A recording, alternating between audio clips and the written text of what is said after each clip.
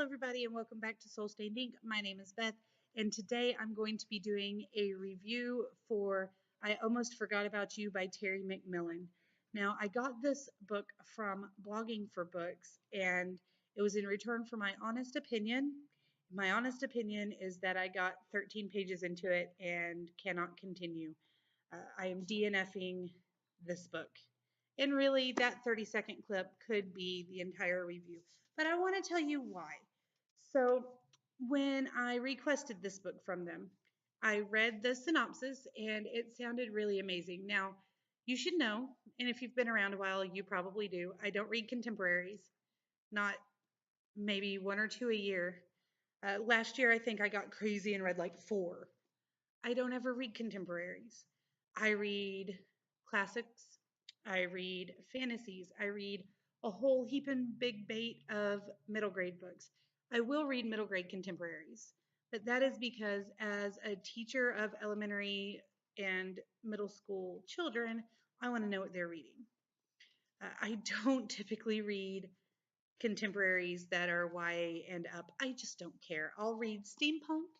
I'll read romance novels. I don't typically do this, but now that I've gone on and on about that, the back of the book says Dr. Georgia Young's great friends, family, and successful career aren't enough to keep her from feeling stuck and restless. When she decides to make some major changes in her life, she finds herself on a wild journey that may or may not include a second chance at love. Big hearted, genuine, and universal, I Almost Forgot About You shows what can happen when you take a chance and open yourself up to life, love, and new possibilities. That sounded amazing.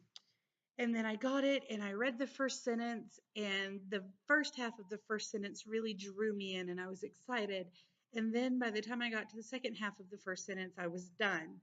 And I put it aside. I picked it back up a little while later and continued because I have a rule that's 3 chapters or 100 pages before you decide to DNF it.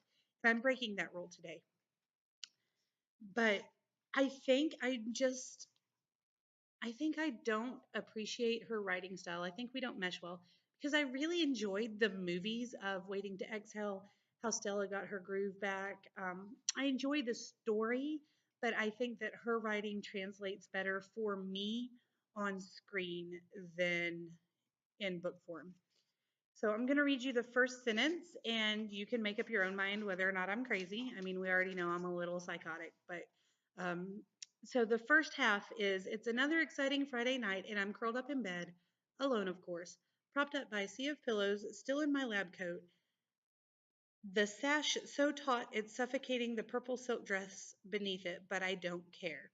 So the first half of that was, curled up in bed alone, propped up by a sea of pillows. And I was like, girl, I got you. I am there. That is my every Friday night. And then it just kept going, giving me extra information that could have been put in a separate sentence or said a little differently. It made more sense to me. And then it goes on to talk about how she's just really hungry and waiting on her pizza, but she's also super tired, so she's flipping channels trying to stay awake. And then she starts talking about all of these TV and movie characters that she's lusted after and how she's had 2 divorces. And she just, she's so tired she wouldn't know what to do with them, but she'd probably kill to have sex with whoever walked in her bedroom first. Um, yeah, and that's just in the first couple of paragraphs. And I went, huh? All right. And then the pizza guy shows up. He's pimply faced, 18-year-old, kind of halfway hits on her, and you can kind of tell that the wheels are turning. She doesn't do anything about it. She doesn't say anything. It's not explicitly mentioned, but it's just kind of understood. Um, I don't know. Everything that happens in the first several pages kind of paints her as being a pathetic 56-year-old woman who is just gliding through life on autopilot and hates everything. And then she finds out that her best friend with benefits from college has passed away, and she decides that she has to change things. And um, yeah, so I haven't quite gotten um, to chapter 2 yet, but I have flipped through and read several different places, and basically my decision to DNF it is because there's so much extraneous telling, showing. I am being given all of these details, and it's just going on and on and on about things that are redundant to say. Um, these lists of things, like I want to find my ex loves, and I want to find out why they loved me, why they stopped loving me, tell them what they gave me, try to find out what I gave them, why we stopped caring for each other, why we hurt each other. I want to apologize. I want to explain. I want to forgive. I want to find out if they've forgiven me, figure out why it's so hard to forgive. Let them know I didn't forget them. It just took me a really long time to remember them. And I feel like all of that could have been boiled down into something shorter and sweeter, and I don't know. Um, the one thing that I really liked as I was flipping through the book, trying to decide if I really wanted to continue, because the story, from what I picked up as I flipped through, the story is really good. And I like some of the titles um, for the chapters. However, I just don't mesh with the writing style, like I said. I really, really liked, however, that she has these sections where she's talking about her loves. There's 7 or 8 guys that she's loved in her life. She's talking about them, and she has these lists like, this is what he gave me, and then 3 or 4 things. This is what we did, several items listed. This is what he taught me. This is how he loved me. And then for 5 years, I didn't think it was possible to feel this good. For 5 years, I didn't think it was possible to be this happy.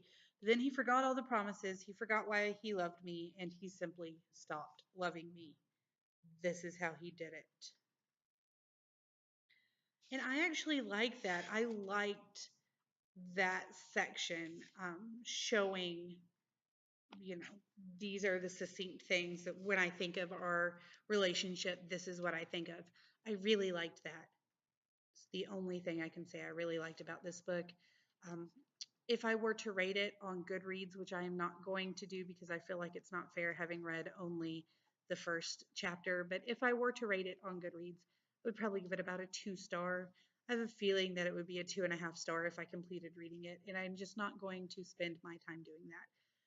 But if you enjoy Terry McMillan, if you get on with her writing and you don't have this book, let me know. I may be able to send it to you if you'd like it. Um, but I'm not going to be completing it. So I'm sorry if you guys love Terry McMillan. I just can't handle it. That is my review of I Almost Forgot About You. And look at that cover, guys. And I love the cover too, by the way. That's the other thing I really like about the book. I will talk to you guys again soon. Until next time, I hope that you read something good and write something even better.